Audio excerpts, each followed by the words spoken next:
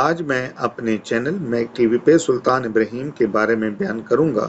اس سے پہلے میں اپنے ان دوستوں سے گزارش کروں گا جنہوں نے ابھی تک میرے چینل میک ٹی وی کو سبسکرائب نہیں کیا، وہ سبسکرائب کر لیں اور بیل آئیکن کو دبائیں تاکہ روزانہ کی بنیاد پہ ان تک میری ویڈیوز پہنچ سکیں۔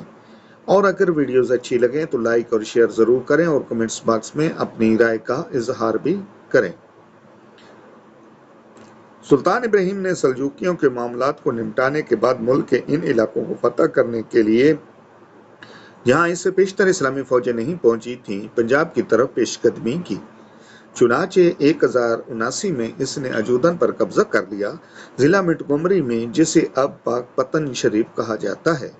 اس کے بعد اس نے ایک ڈھلوانی پہاڑی کی چوٹی پر واقع روپال کا محاصرہ کر لیا۔ قرب و جوار کے جنگلات کو صاف کرنا بہت مشکل اور دقت طلب کام تھا، لہٰذا اس کام پر ہزاروں سپاہیوں کو لگایا گیا۔ اس کے بعد سرنگ لگانے والے اپنی سرنگوں کو فصیل کے نیچے لے گئے، جو وقت کے ساتھ گرتی چلی گئیں اور ہندو چھاؤنی پر قبضہ ہو گیا۔ اس کے بعد سلطان نے ڈیرہ کی طرف پیش قدمی کر دی۔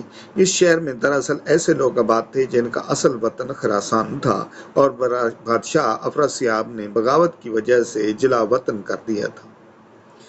سلطان نے جب دیکھا کہ ڈیرہ کو مضبوط فصیل کے ذریعے قلعہ بند کیا گیا ہے تو اس نے اس جگہ کا محاصرہ کرنے کے لیے مسلسل محنت سے راستے کو صاف کرا دیا، لیکن موسم برسات نے اسے اپنی جنگی منصوبوں پر عمل پیرا ہونے سے روک دیا، لہٰذا وہ 3 ماہ تک کوئی کارروائی نہ کر سکا۔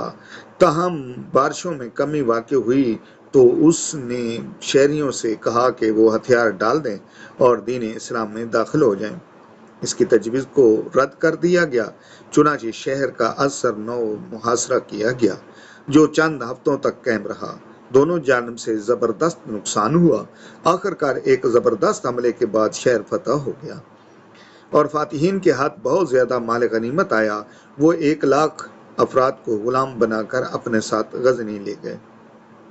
سلطان ابراہیم 42 سال حکومت کرنے کے بعد 1098 میں انتقال کر گیا۔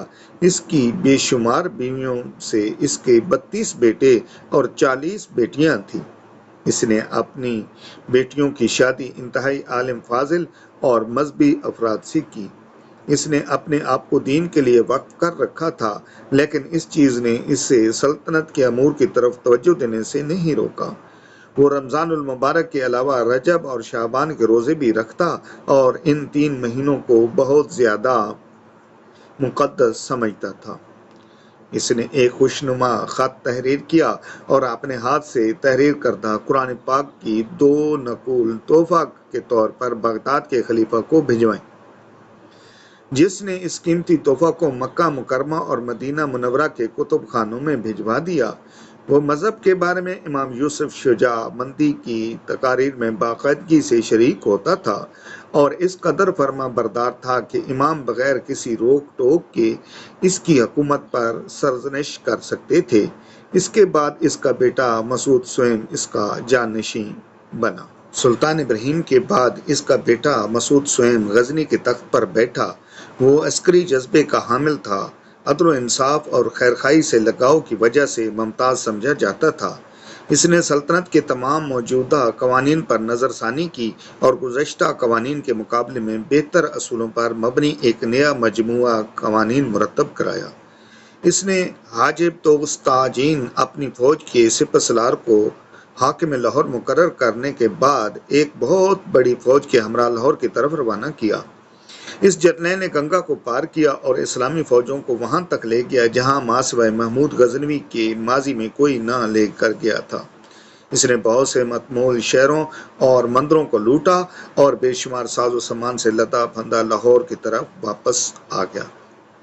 اس شہنشاہ کے دور حکومت میں لاہور غزنوی خاندان کا اصل دارالخلافہ بن گیا، کیونکہ ایران اور توران میں اپنے بیشتر علاقہ سے محروم ہونے کے بعد شاہی خاندان ہندوستان میں رہائش پذیر ہونے پر مجبور ہو گیا تھا۔